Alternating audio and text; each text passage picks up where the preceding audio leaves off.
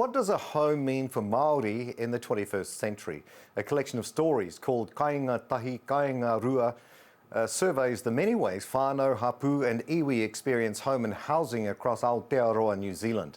Kāinga Tahi, Kāinga Rua contributor Professor Ella Henry nor Ngāti Kahu ki Whangaroa, Te Rarawa, Ngāti Kurī is with us now. Tēnā koe, Professor Henry, thank you for joining us. Ngā mihi nunui ki a koe ki a koutou katoa. Now, talk us through some of the key discussion points within the collection of these stories.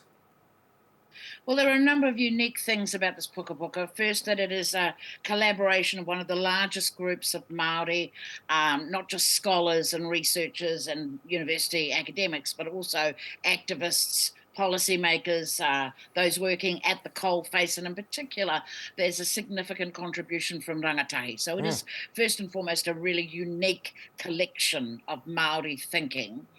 It provides an historical, economic, political background to the context, and I'm particularly pleased that it opens with the words from Moana Jackson in the last speech that he gave at our Māori Housing Conference in 2019, where he talked about, the label homelessness and how it in many ways harms the wairua of Māori, because of course we have a home, that is our whenua, but we are often houseless, and that is because of political factors. And you've just been talking about the return of whenua, to one of our iwi settlements, are bringing tribes into a much more important position of making decisions about how we provide housing. But all of that was taken from us as part of the colonial project.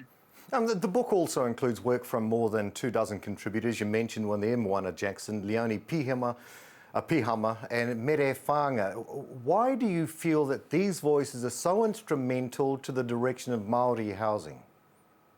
Well, because of the diversity of voices, there is no one single solution to what has been a problem that's been wrought on us for over 100.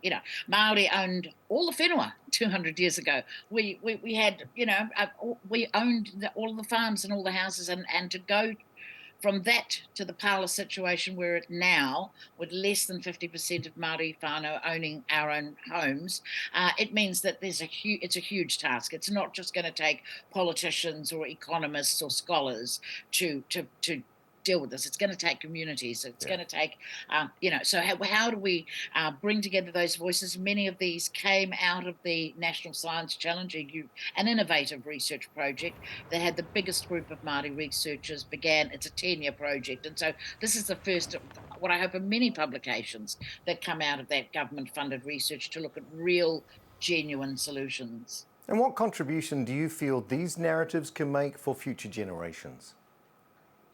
I think, as with the treaty claim, the most important thing for me is that we get the truth of our history.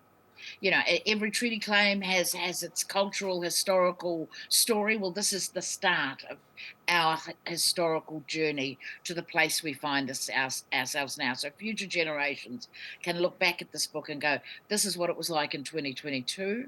These are our aspirations for 2030, 2050, 2090, and we can use this as a signpost for moving forward and realising our aspirations. And lots of things are changing, time, settlements and so forth. Why do you think now is a time of positive change for Māori housing? Well, I'm not 100% sure it's a time of positive change. I think the book gives us some really solid recommendation strategies, ideas, success stories. But we're on the threshold of an election next year. The country is in political flux. The globe, the whole world is in a crisis around an economic recession and climate change. So these are very, very huge global issues. And what I believe this book does is it contributes to how do we work collaboratively? How do we find solutions at a community level? How do we use Māori values and culture to underpin the way that we design communities and build houses and plan for our future generations? So I think that's its major contribution.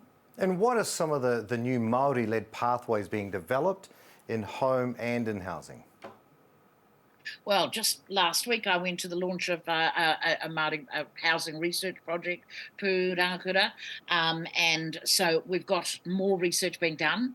We've got more iwi and post-settlement looking at how they work with their far-flung tribes people, because not all of us live in the Mm. tribal rohe. And the whole notion of Kāinga Tahi, Kāinga Rua is that we have our primary Kāinga Tahi, but we also, many of us live in Kāinga Rua.